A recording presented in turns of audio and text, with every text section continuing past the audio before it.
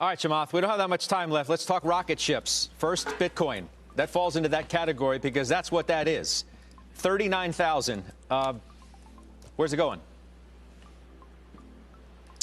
I mean, can you play the clip in 2012 and 13 when it was at 200 and everybody was laughing at me on CNBC every time?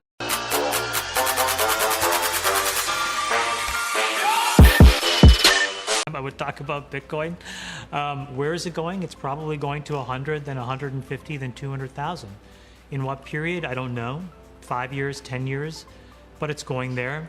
And the reason is because every time you see all of this stuff happening, it just reminds you that, wow, our leaders are not as trustworthy and reliable as they used to be.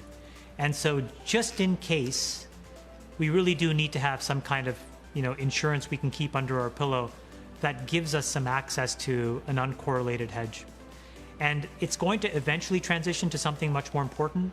But for right now, you're just getting all these data points that prove this thing. It's just the fabric of society is frayed.